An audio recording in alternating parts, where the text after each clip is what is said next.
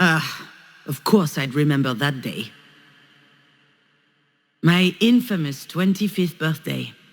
The day we met Diane's girlfriend.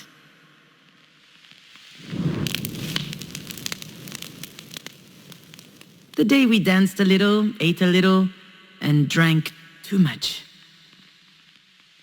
But most of all, the day everyone went home early because I set the kitchen on fire while making dessert.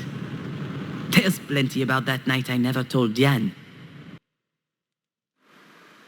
I wasn't expecting Marie to have a present for me, and yet she remembered. It was a bottle of Japanese whiskey as old as I was, 25 years of age, but as usual with Marie, things couldn't just be nice. I hope you like it because it costs me a fortune. That's what she said when she handed me the bottle. I hate whiskey. I hated it then, I hate it now. She could afford it too. She wasn't world famous yet, but her career was taking off, and with that, her taste became more and more luxurious. Me? Oh, I was light years away from all of that. That's how it works with Marie.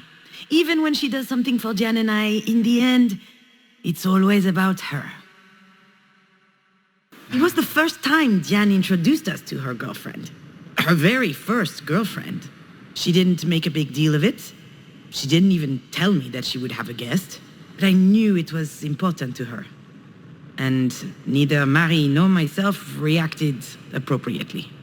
She rushed over to hug them both. I don't think I'd ever seen my mother so excited. Then she congratulated Diane for her rejection of patriarchally mandated heteronormativity.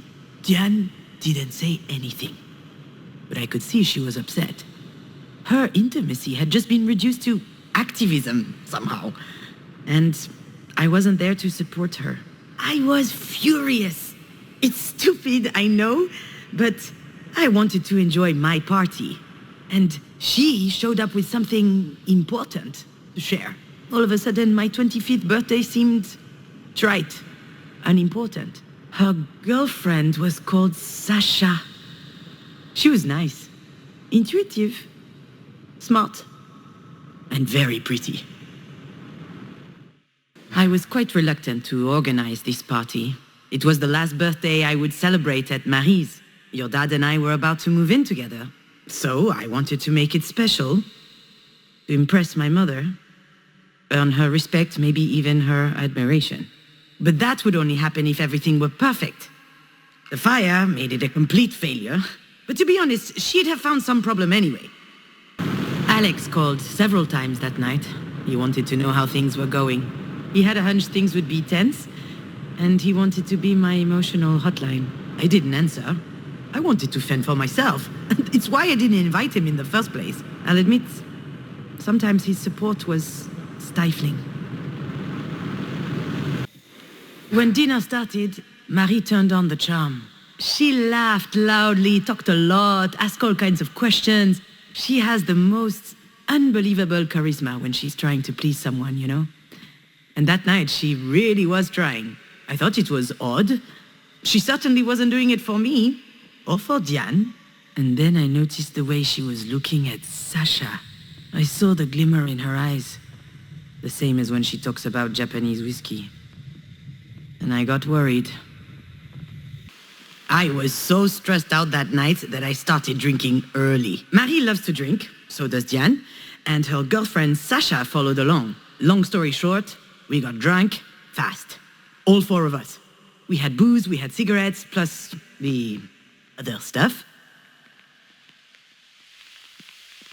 I don't have to tell you everything. And after a while, Diane was completely out. She could barely stand. Diane always loved being the center of attention. But when she showed up with her hair cut short and dyed green, I almost didn't recognize her. 19 years strong on this earth, and she couldn't care less about people's opinions. She was amazing to me. But I wonder if she was, at least unconsciously, trying to please Marie. It worked, by the way. Marie always had a soft spot for the rebels, and contempt for the rest. I don't think it made Diane any happier, though.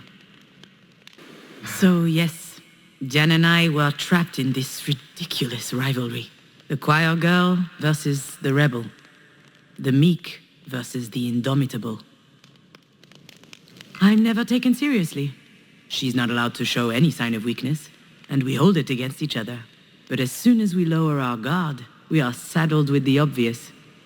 It's become more intense as we grew in Mary's shadow. We care about each other more than anyone else. I'd got these nice candles to decorate the table with. Obviously, I burnt myself when lighting them. To no one's surprise, that was typical me. Scaevus, they called me. It means clumsy in Latin.